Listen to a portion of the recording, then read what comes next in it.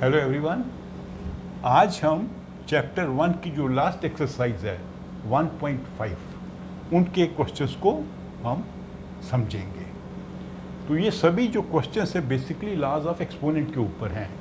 तो वो हमने क्लास 8 में सब पढ़े थे, फिर भी मैं थोड़ा आपको समझा देता हूँ एक बार। लॉज ऑफ एक्सपोनेंट क्या है?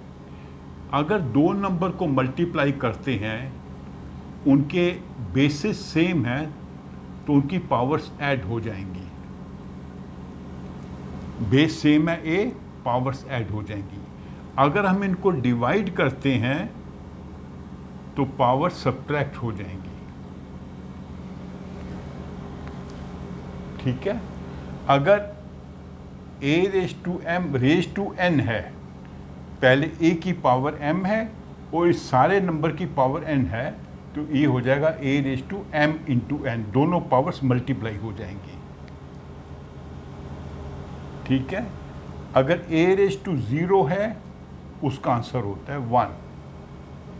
अगर a raise to minus n है तो वो हो जाता है a रेज टू n। तो ये सब हमने क्लास 8 में सीख रखा है।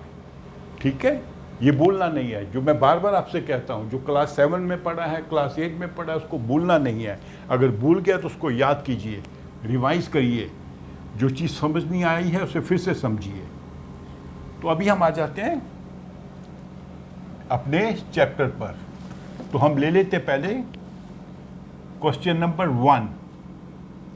इसके 3 पार्ट हैं, मैं एक पार्ट आपको बता देता हूँ। क्वेश्चन नंबर 1 पार्ट सेकंड करते हैं। Find the value 32 raise to 1/5। ठीक है।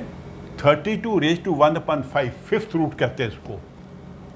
जैसे अगर 32 रेज टू 1/2 करेंगे square root, 32 raise to 1/3 third root, 32 raise to 1/4 fourth root, ये फिफ्थ रूट है। तो उसको हमने इसके वैल्यू निकालनी है। अभी आपको थोड़ा सा माइंड में क्लिक करना चाहिए ऐसे क्वेश्चन देख के। 5 और 32, अभी 2 इंटू 2 इंटू 2 2 इंटू 2 क्या होता है 32। 2 दूनी 4 दूनी 8 2 16 दूनी 32। तो 32 को हम क्या लिख सकते हैं 2 रेज टू 5। तो अभी क्या करेंगे, 32 को कर देंगे 2 रेज टू 5, ये 32 है, और रेज टू पावर 1/5 ये वाली पावर आ गई। तो 32 को चेंज कर दिया हम 2 रेज टू 5। अभी बेस सेम है, इसकी पावर है, पूरे नंबर की पावर है, that means 2 raise to 5 into 1/5। कौन सा फॉर्मूला लगाया हमने, a raise to m raise to n is equal to a raise to m into n। तो ये हो जाएगा 5 इंटू 1/5 होता है 1, 2 रेज टू 1 इज 2। तो ये इसका आंसर है, इसकी वैल्यू है 2। तो ये थोड़ा सा आपको क्लिक करना चाहिए, 5 की पावर, इससे कुछ हम सोल्यूशन निकाल सकते हैं। तो ये इसका है एक पार्ट। तो बाकी 2 पार्ट है वो ऐसे ही आप सॉल्व कर सकते हैं। थोड़ा प्रयास करिए, हो जाएगा। ठीक है। फिर हम करते हैं क्वेश्चन नंबर 2 का पार्ट 4। इसमें भी हमने find the value 125 raise to 1/-3। ठीक है। अभी 25 और 3 कुछ आपको थोड़ा सा क्लिक करना चाहिए। 5 इंटू 5 इंटू 5, 5 क्यूब इज 125। ये चीज़ें आपको थोड़ी याद होनी चाहिए। ठीक है।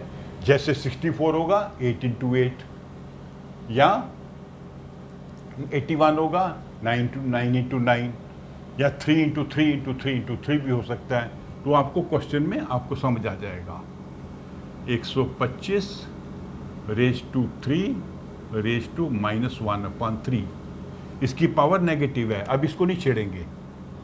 तो अभी यही हो जाएगा, a raise to m raise to n is a raise to m into n। 125 3 into -1/3, अभी माइनस रहेगा, तो ये 3 कट जाएगा, ये हो जाएगा 125, सॉरी 125 नहीं है, 5 है।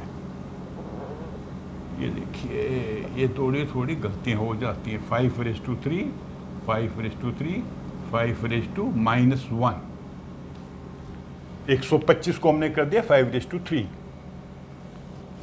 तो ये 5⁻3 इंटू 1-1, ये दोनों पावर्स को मल्टीप्लाई कर दिया, 3 कट जाएगा, आंसर हो जाएगा -1। तो ये इसका क्या आंसर होगा, 1/5। अभी हमने आपको बताया था a⁻m - m = a⁻m।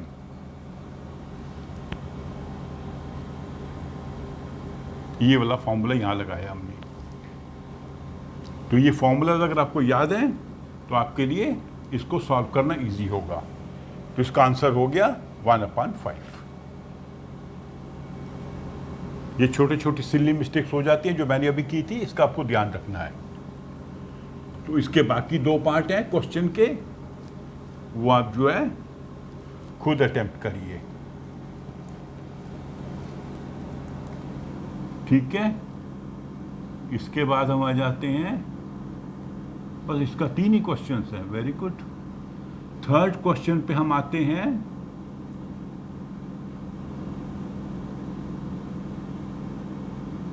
कर लेते हैं इसका पार्ट हम सिंप्लीफाई। क्वेश्चन नंबर 3, इसके मैं चलो 2 पार्ट आपको करके समझाता हूं। पहला कर लेते हैं part 1। 2⁻2/3 into 2⁻1/5।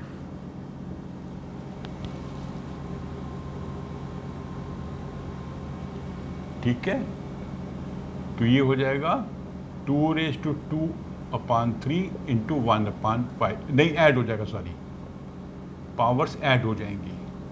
Basis are same, powers will be added. तो 2/3 प्लस 1/5 को जब ऐड करेंगे, एलसीएम बन जाएगा 15, 10 प्लस 3 13/15। तो इसका आंसर आएगा 2⁻13/15। ये इसका आंसर होगा। इसमें हमने कौन सा फॉर्मूला लगाया, a⁻m into a⁻n = a⁻m + n। Powers add हो जाएंगी क्योंकि दोनों मल्टीप्लाई हो रहे हैं, नंबर दोनों के बेसिस सेम है। फिर आ जाते हैं हम इसके पार्ट 4 पे।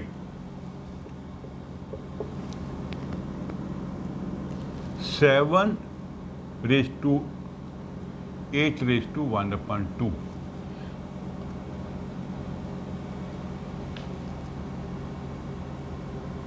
अभी बेसिस सेम है, पावर्स इनकी अलग हैं, ठीक है। जब a⁻m b⁻m बेसिस अलग है, पावर सेम है, तो ये क्या होता है, ab⁻m।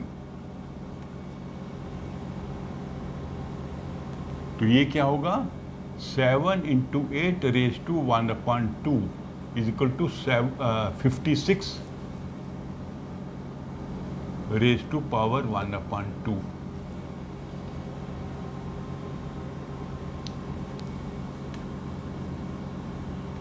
अच्छा, 7⁻1/2 को हम √7 भी लिख सकते हैं,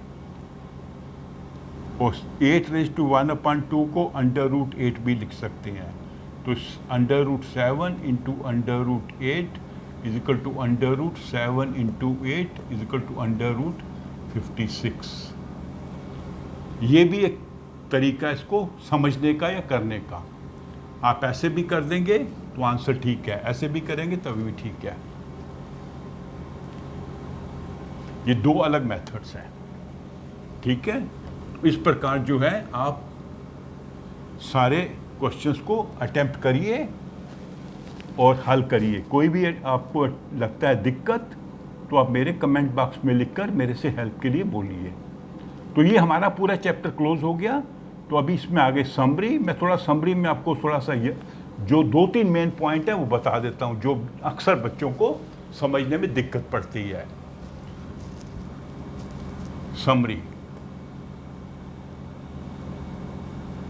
तो समरी में आपको नेचुरल नंबर, होल नंबर वो सब आता है, सिर्फ रेशनल और इरेशनल में दिक्कत पड़ती है बच्चों को। तो फिर से मैं समझा देता हूँ, ये मैं हर वीडियो में रिवाइज किया था। तो रेशनल नंबर वो नंबर होता है जिसको हम इस फॉर्म में लिख सकते हैं जिसमें p और q दोनों इंटीजर्स हैं and q is not equal to 0। p q are integers and q is not equal to 0, जैसे 3/4 या -4/7 या 7/-9। और हर इंटीजर भी रेशनल नंबर होता है और 0 भी रेशनल नंबर होता है। पहला चीज ये हो गई। दूसरा, और इसको हम जब लिखते हैं डेसिमल फॉर्म में, तो जब डेसिमल फॉर्म में लिखेंगे तो इसके डेसिमल की 2 प्रॉपर्टीज होंगी डेसिमल एक्सपेंशन की। एक प्रॉपर्टी होगी ये टर्मिनेटिंग होगा, जैसे 0.5 ये होता है 1/2। इसकी जो डेसिमल, इसकी जब डिवीजन करेंगे तो एक स्टेज पे आके रिमाइंडर 0 हो जाएगा। दूसरा है नॉन टर्मिनेटिंग, लेकिन इसमें जो डिजिट्स हैं वो रिपीट होंगे, डिजिट्स रिपीट होंगे, चाहे एक डिजिट रिपीट हो, चाहे 2 हो, चाहे 3 हो, चाहे 4 हो। जैसे 0.33 बार, ये दिस इज इक्वल टू 1/3। तो ये बार का मतलब है कि ये 3 रिपीट हो रहा है। तो ये इसकी डेसिमल एक्सपेंशन होती है। और इरेशनल नंबर क्या होते हैं? जिनको हम इस फॉर्म में नहीं लिख सकते, जिसको इस फॉर्म में नहीं लिख सकते वो होंगे इरेशनल नंबर। और उसका डेसिमल उसका एक्सपेंशन क्या होगा?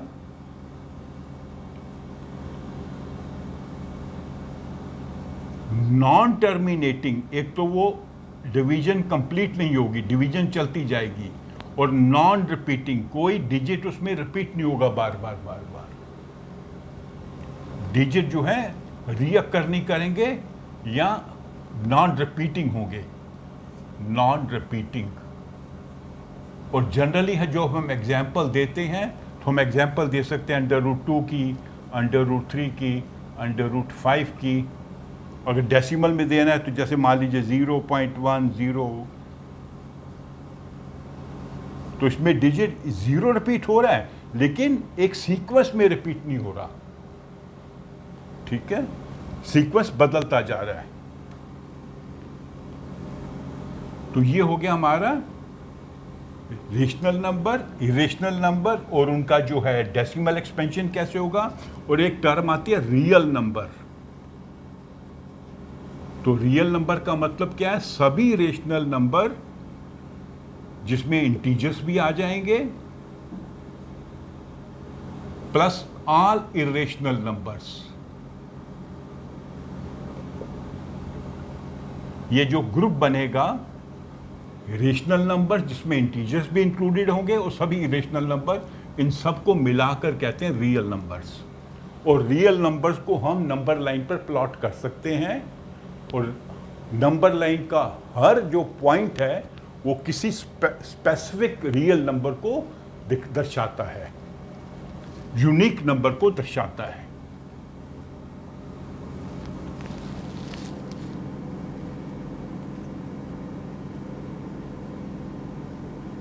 अच्छा, 2 नंबर है हमारे पास, एक है रेशनल नंबर, मान लीजिए x, और दूसरा है इरेशनल नंबर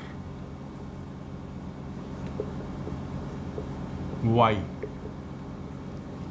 ठीक है। तो अगर दोनों को ऐड करेंगे तो आंसर होगा इरेशनल, दोनों को सब्ट्रैक्ट करेंगे आंसर इरेशनल। दोनों को मल्टीप्लाई करेंगे, आंसर इरेशनल। दोनों को डिवाइड करेंगे, आंसर इरेशनल। क्यों इरेशनल है? Because one number is irrational.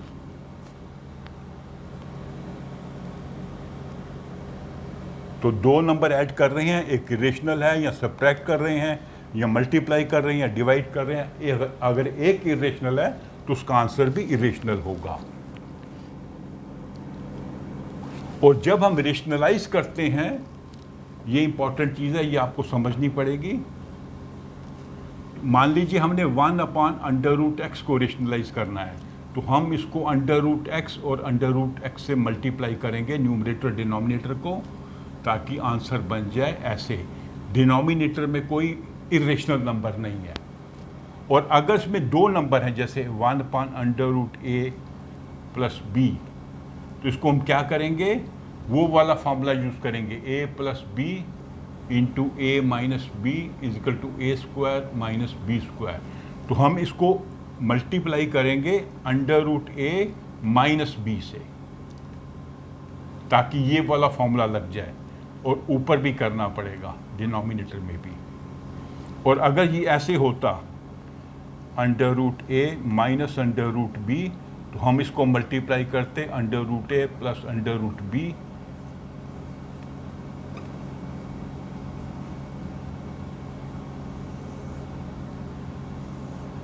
यहाँ पे प्लस था तो हमने माइनस से मल्टीप्लाई किया, माइनस है तो प्लस से मल्टीप्लाई किया। इससे जो है डिनोमिनेटर में इरेशनल नंबर हट जाएगा, स्क्वायर रूट का नंबर हट जाएगा। इसको हम कहते हैं रेशनलाइज करना। ठीक है, तो हमारा ये चैप्टर पूरा कंप्लीट हो गया। तो अभी हम अगले वीडियो में अगला चैप्टर शुरू करेंगे। तो अगर आपको मेरी सब वीडियोस अच्छी लगी हों तो इन्हें आप अच्छे ध्यान से देखिए। कोई पॉइंट आपको समझ नहीं आया तो कमेंट बॉक्स में लिखिए। और मेरे चैनल को अगर सब्सक्राइब नहीं किया है तो प्लीज़ सब्सक्राइब भी कर लीजिए। Thank you.